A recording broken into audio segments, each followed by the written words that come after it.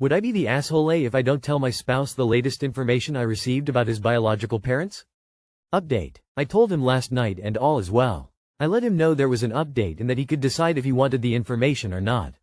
He ultimately chose to read the email. He was understandably disappointed and hurt by the information. I told him that I had struggled with whether or not I should tell him. I asked him if he would have felt better if I hadn't told him and he said he wasn't sure.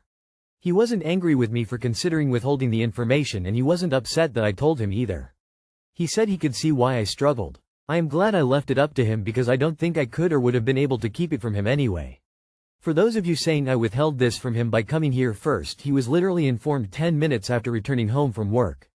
I told him as soon as he was available. My 34F husband, 40M, was adopted as an infant. It was an international adoption with limited information regarding the circumstances of his adoption and his birth parents. His mom, adoptive mother, tragically passed away years ago and he does not have a relationship with his adoptive father. When we met, he had no interest in reaching out to his biological parents. He expressed disdain for his birth mother, abandoning him, and was quite angry. After his adoptive mom passed away, he started to toy with the idea of reaching out to the adoption agency. For years he mulled over the idea. He then expressed fear of rejection and stopped talking about it again. He went back and forth on the subject for a few more years. Each time he showed interest, I began learning more about how we could get information if he did decide he wanted to move forward.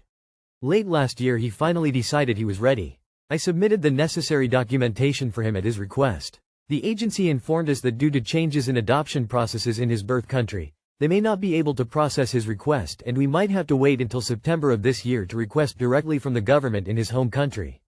We were pretty disappointed but decided to proceed and see what happened. In April they reached out again and said they could not fulfill our request.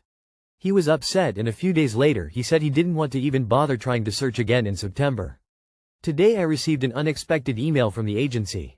They had been able to move forward. His birth mother returned the first letter to sender, a family member received the second letter and the third letter was hand-delivered to his birth mother in May and she never reached out.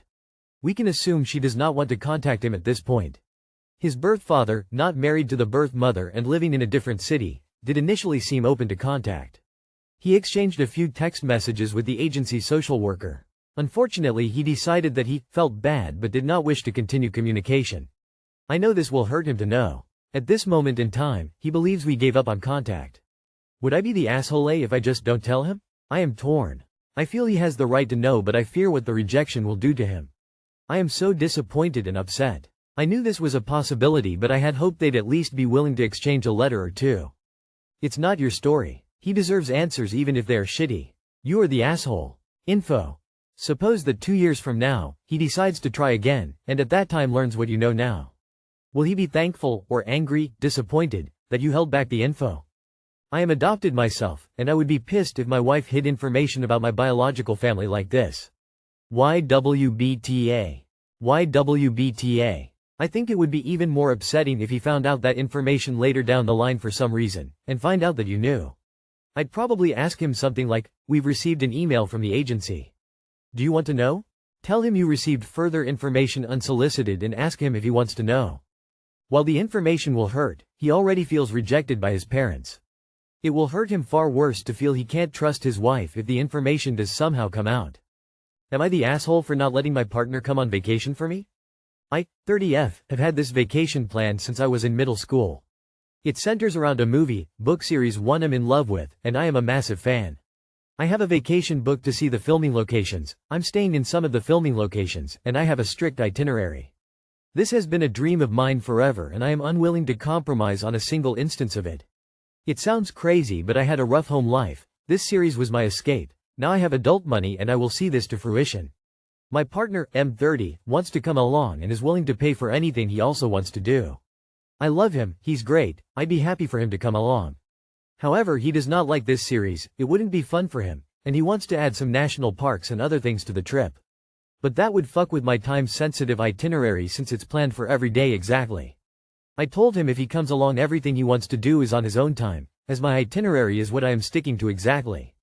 I have this week planned to the minute and will regret if I miss a single thing. He's upset because he feels this defeats the point of him coming along. He wants to spend that time with me, and he's worried about me flying solo as a woman across the country. He wants to be there in case the rental car breaks down, or something happens, so I'm not anxious and alone trying to problem solve. I get those concerns, I think they're valid. I do be having anxiety, and his desire to support me is very sweet. There would be a 4-hour time difference between us if something happened, which is another concern of his. He feels I'm being very concrete on this and is frustrated by my lack of willingness to budge on it.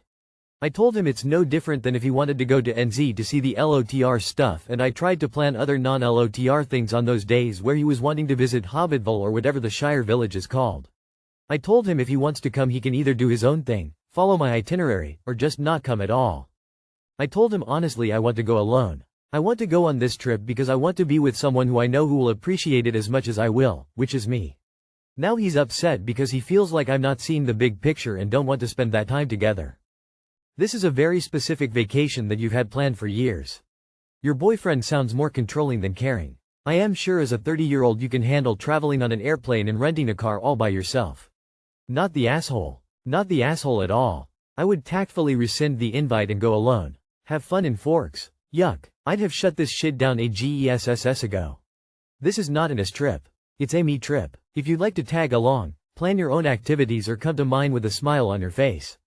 If you can't do that, stay home. Not the asshole. Not the asshole. It's weird that he is nervous about a 30-year-old going somewhere alone. He sounds overbearing and annoying AF. None of this is sweet and caring. This is about control, pure and simple. He does not want you to have interests that aren't his, spend time that isn't with him, doing what he dictates, because his opinions are clearly superior, which, no. Do not give in. I would also strongly think about all the times he's done something, because you're a woman, that is something perfectly normal like flying alone, and whether it really is sweet. You survived a difficult childhood, and you are clearly a successful adult. You do not need to be infantilized in this way. Enjoy your trip. So he wants to hijack your trip to do things he wants to do, and is pissy that you have planned your time out with no allowances for his last-minute ideas? Not the asshole, and don't take him, he'll pout the whole time and ruin it for you. Am I the asshole? I asked my ex-husband's mother to stay away from my children. A little backstory. My ex-husband and I were together for 8 years. My 2 sons were ultimately adopted by him. He has 2 daughters that I fell in love with, and we were a good family.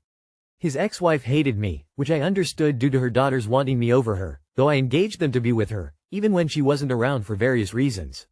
My ex-husband's mother hates me because when we first got together, I made him be his own person and not rely on her.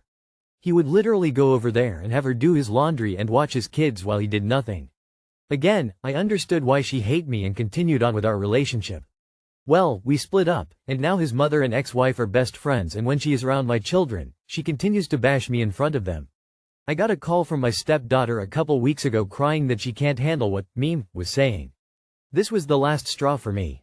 Apparently she told my 13-year-old son, who has a rare tumor disorder and experiences pain, that I am lying to him and everyone about his diagnosis and treatment, and that I shouldn't be allowed to have contact with my own children. I attempted to talk with her to understand the situation and put boundaries down. She replied by saying I lie about everything and she doesn't care what I have to say. I told her I wouldn't allow my children to be subjected to her type of abuse, and she said that because my ex-husband is their dad and pays child support, she can essentially see and do whatever she wants. So, am I the asshole for asking my ex-husband to not let his mom see my children? I tried to reconcile with her and only got hate and threats. I've dealt with her for 10 years in total now, and this is the first time I've put my foot down because she actually made 2 of my children cry due to what she said. I feel terrible because she is family, but my children and I have been through a lot and I don't feel like they deserve to be subjected to that. What should I do if he does allow her to see them if I've asked him not to? Please get some legal advice. While your ex is their dad and has rights, your kids have the right to not be around this kind of abuse. This is parental alienation and your husband is allowing it. The courts will not take this lightly, especially trying to negate his medical diagnosis. You need to get an attorney today and file for her to be out of their lives, and if he is not willing to be taken from him, he is condoning it and co-signing her behavior. If he wanted her to stop, he would put his foot down or stop contacting her. He is the problem. She is his mouthpiece while claiming innocence. Not the asshole. Might be worth involving the courts. Actually, you can present evidence to the court and get a restraining order. Most divorces have a speak no evil clause where you may not disparage or allow others to in the presence of the children. Obviously not the asshole. The rest of this is a legal matter, and I hope you get some advice on your custody and guardianship options, and realistic outcomes, soon. Not the asshole. But you need a lawyer involved immediately. You can't overrule your ex's decision to let his mom see them if he adopted and has parental rights. You need a protective order or some method of barring her. Am I the asshole for giving my toddler the iPad in a restaurant while my in-laws judged me? We went out for dinner last night with my husband's parents and his sister. My 3-year-old was getting cranky, and I could already feel a meltdown brewing. I tried crayons, snacks, everything. Nothing worked, so I pulled out the iPad and let her watch some cartoons with the volume low. She immediately calmed down and started eating. My mother-in-law gave me the look, followed by a passive-aggressive, "Kids these days don't know how to behave at the table anymore." Sister-in-law nodded and added, "Back in our day, we didn't need screens to sit still."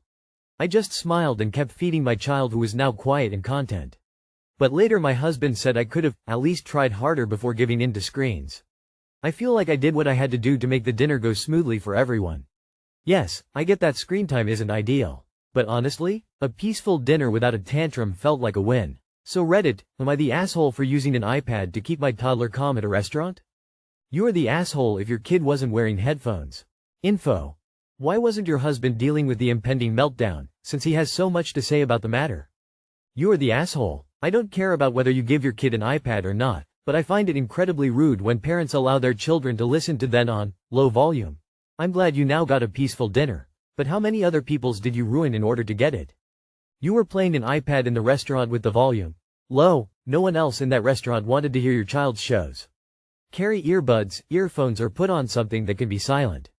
As far as using the iPad, no, you're not the asshole in this instance. You probably should have just stepped out with the kid for a bit rather than put a screen in front of them, but it happens. But no one wants to hear Cocomelon while they're trying to enjoy a night out.